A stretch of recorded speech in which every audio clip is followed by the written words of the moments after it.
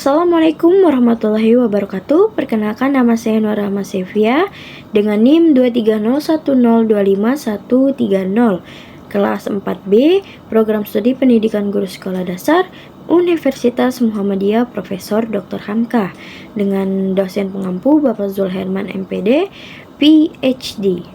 Dibuatnya video ini untuk memenuhi nilai ulangan akhir semester mata kuliah metodologi penelitian yang dimana membuat proposal bab 1 hingga bab 3. Di sini saya mengambil judul Analisis kesulitan siswa dalam menulis cerita pada mata pelajaran Bahasa Indonesia kelas 3 SD Negeri Cimone 5, Kota Tangerang. Yang pertama itu ada bab 1, pendahuluan. Ada latar belakang masalah. Dalam pembelajaran bahasa Indonesia ada 4 keterampilan yang dikuasai oleh siswa. Salah satunya adalah keterampilan menulis cerita. Keterampilan menulis cerita perlu diberikan kepada siswa sekolah dasar sejak awal secara teratur dan cermat. Menulis dapat didefinisikan sebagai suatu kegiatan penyampaian pesan atau komunikasi dengan menggunakan bahasa tulis dengan medianya. Pesan adalah isi atau muatan yang terkandung dalam suatu tulisan.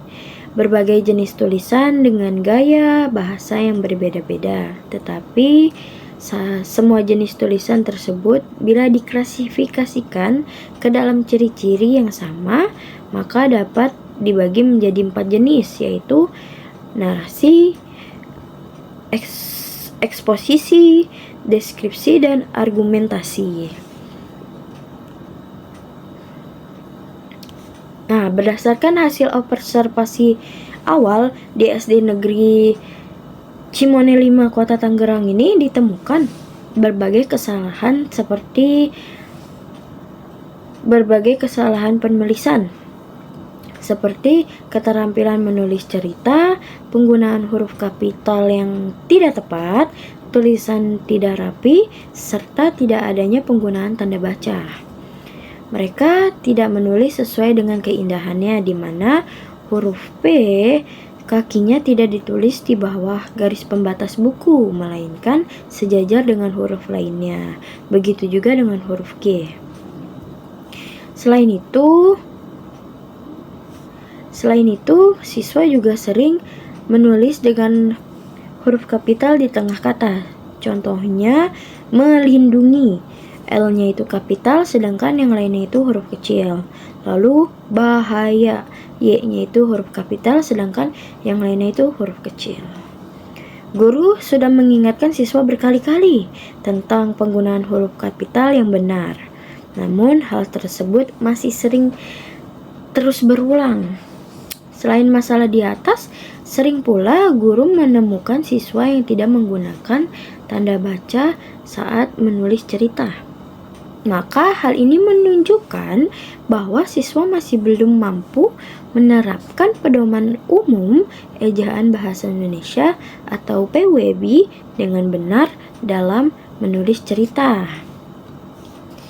Guru wajib memotivasi siswa agar gemar membaca dan memahami penulisan dalam penggunaan PWB dengan baik dan banyak membaca, sehingga keterampilan menulis siswa juga menjadi lebih baik. Oleh karena itu, tujuan penelitian ini penting dilakukan untuk mengetahui dan menganalisis kesulitan-kesulitan yang dialami siswa dalam menulis cerita. Selanjutnya, ada fokus dan subfokus.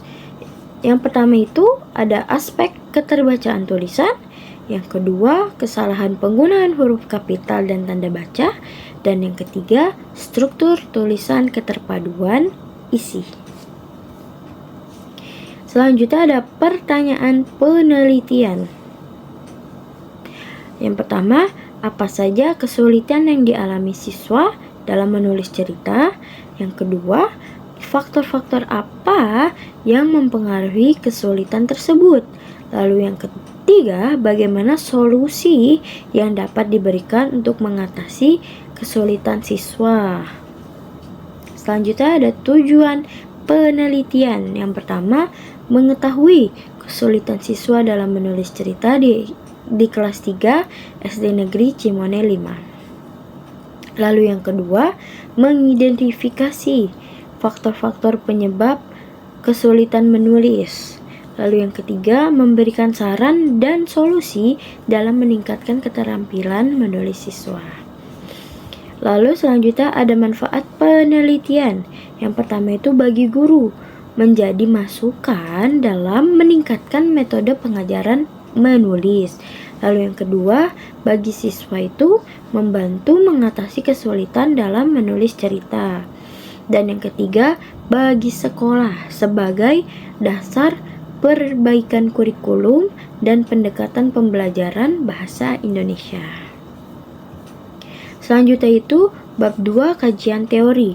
Yang pertama itu ada deskripsi konseptual, fokus, dan subfokus penelitian. Menulis merupakan kemampuan menyampaikan informasi dalam bentuk tulisan secara sistematis dan logis.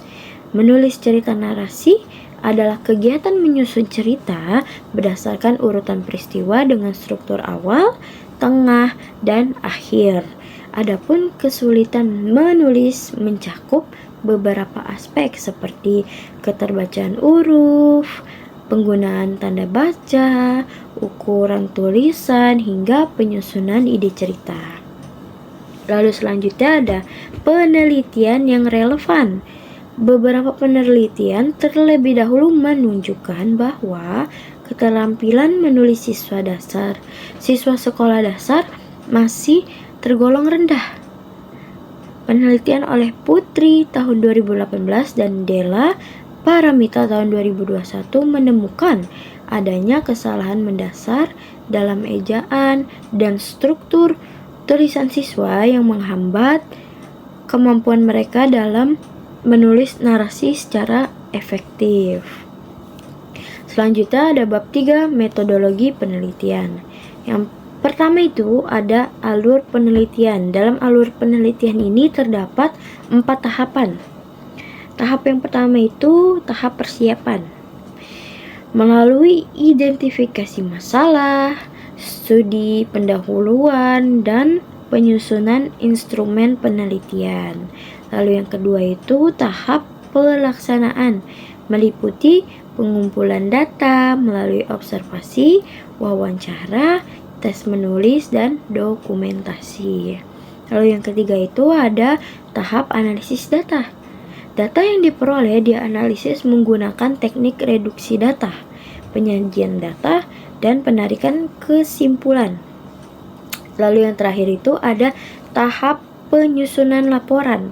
Hasil akhir yang dituangkan dalam bentuk laporan penelitian secara sistematis.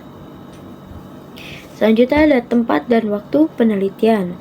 Tempatnya ini dilaksanakan di SD Negeri Cimone 5 Tangerang pada waktu bulan Oktober tahun 2022.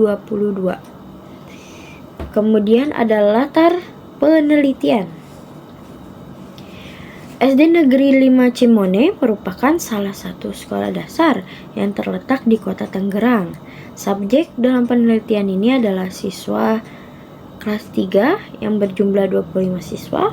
Sekolah ini dipilih karena berdasarkan hasil observasi awal ditemukan bahwa sebagian besar siswa mengalami kesulitan dalam menulis cerita. Kemudian selanjutnya ada metode dan proses penelitian. Penelitian menggunakan pendekatan deskriptif kualitatif dengan teknik pengumpulan data melalui observasi, wawancara, dokumentasi, dan tes menulis. Dengan metode kualitatif, melalui teknik pengumpulan data secara triangulasi atau gabungan, karena dengan teknik pengumpulan data tertentu belum dapat menemukan apa yang dituju, maka diganti dengan teknik lain.